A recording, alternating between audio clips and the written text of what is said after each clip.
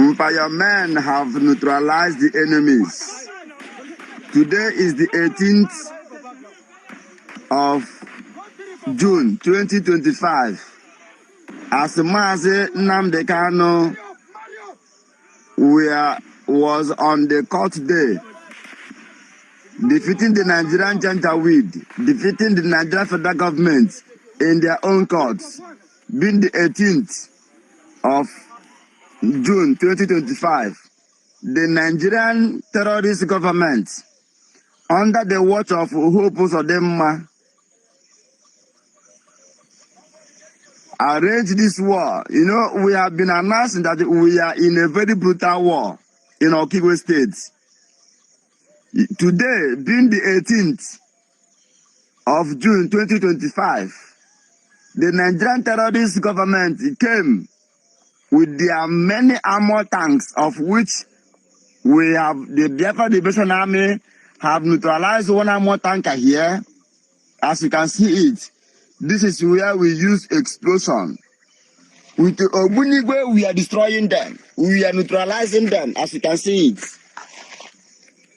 If I were live, here Ogbunigwe, the Biafra Liberation Army uses Ogbunigwe to destroy them. The army, the Nigerian Air Force, the Nigerian terrorist military, because what we are fighting now is Boko Haram. We have defeated the Nigerian army and they have recruited Boko Haram, ISWAP, Fulanis, Miet Allah into Nigerian army. So they are coming. This is the road leading to Obinetiti. As a confirmation, this is Obinetiti. This is Obinetiti. As you can see it, this is the armor tanks tire, the tires of the armor tanker. Alright guys, welcome to my channel guys. So this is live from Okigwe. The guy speaking over here is the commander is called Njemeko, one of the commanders in Okigwe command. Alright, he is directly under Igwe Butuzo and also under Gentle Diawu, and this is what the Nigerian military and the Musa boys they do on daily basis. All right, as you heard the story on the background, that is to tell you that these individuals invade these communities on daily basis, all in the name of they are looking for Gentle Diawu to buy, of which they know very well that that's one of the very difficult tasks they can ever accept to go and to go and carry out. All right, so anyway, we thank God for the life of every Biafran Liberation Army yet, all right? So thank God also for the Ogbunigwe that has been helping to prevent most of these unlawful invading of the Musa boys and Asai Dokubo boys. And also the reintegrated terrorists that has been rented from the Boko Haram guys, all right? So it is well. We are just going to continue to pray for the Biafran liberation. I mean, you can see what happened over here. This is not a kick story. All right, Gentle Diawu's men are really doing everything they can to prevent these individuals from having access to innocent civilians.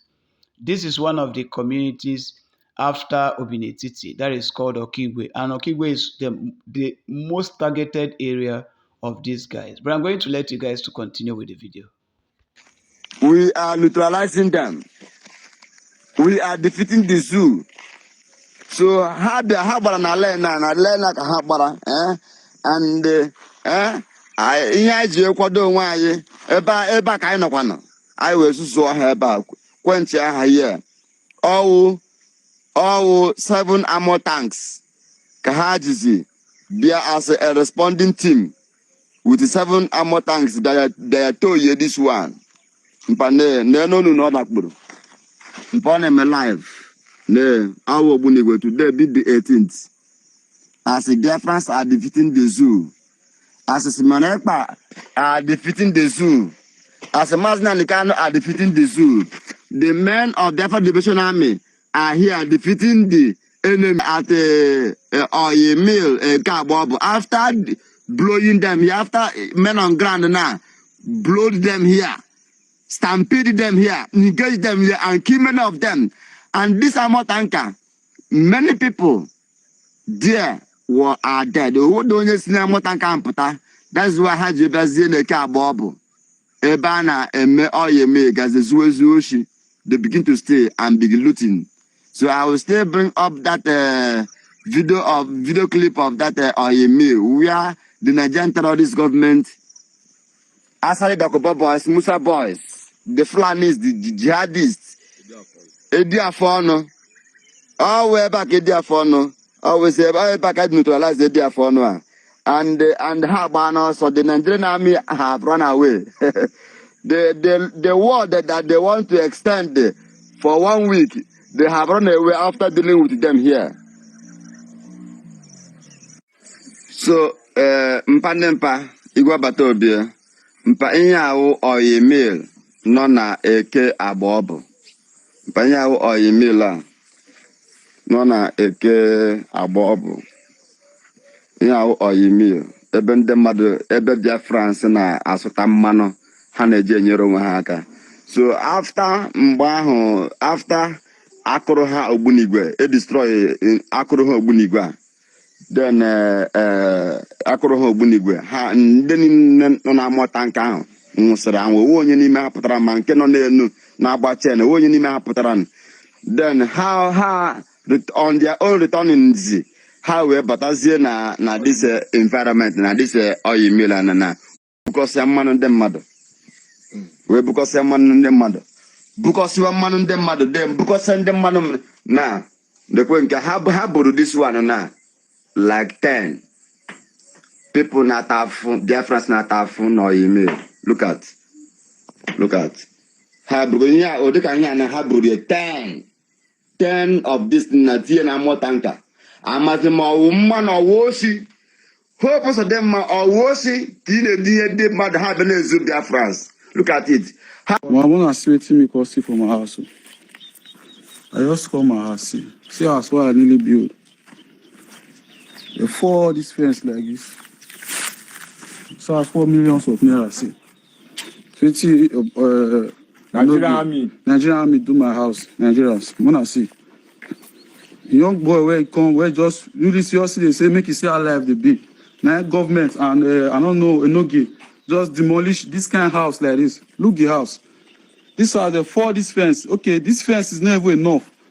They just go somebody master. This is a finished house. Not the house where we say they see they work on, or maybe say they work. See, look, there are things inside this house. See. Look at the first parlor. See. Okay. Snap now. See.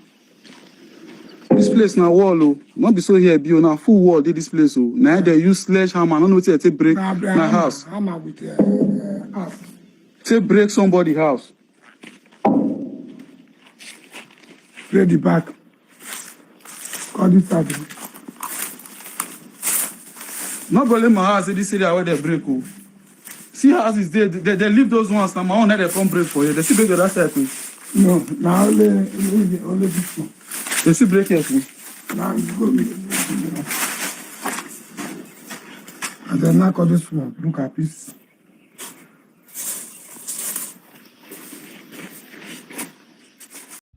Alright guys, so this is shocking enough how Nigerian army and some other integrated terrorists can walk into someone's property, someone's own investment. Only God knows how this guy suffered to put up this structure. But look at what Nigerian government has done to the property.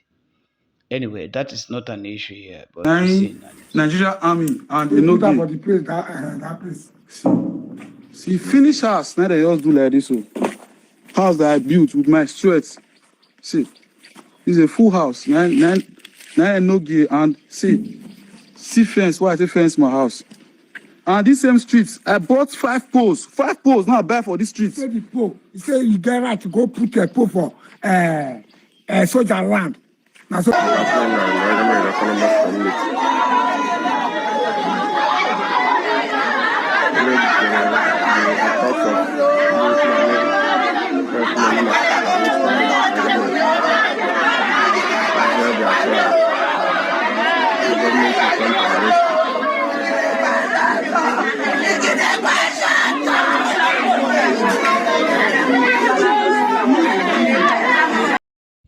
All right, guys. So the women you saw over here screaming, the women victims from the Fulani herdsmen, and because of this, their way of invading communities, they invaded one of the communities and unalived a lot of people, just like the same way it happened in Benue. And this is so heartbreaking. But I'd like you guys to continue with the video.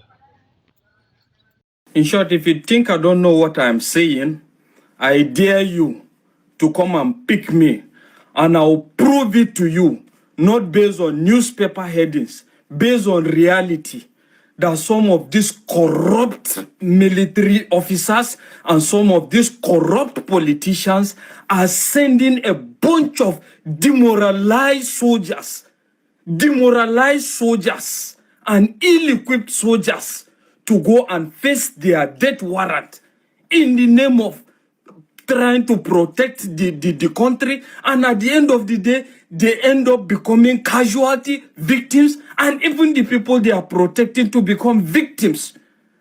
Are you trying to tell me that a lot of the generals are not aware that some of the allowances of these men, these soldiers, are still not being paid?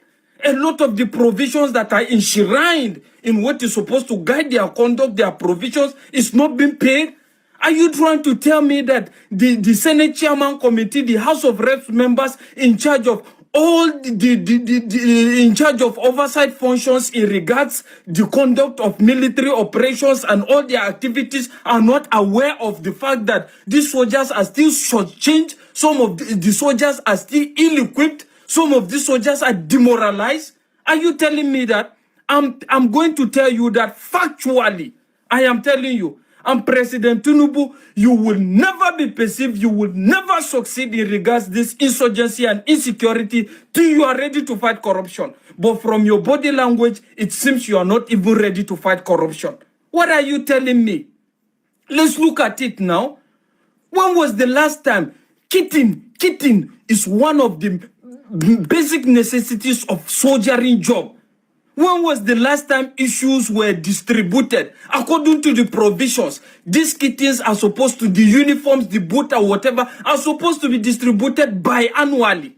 When was the last time it was done? Most especially in the Navy.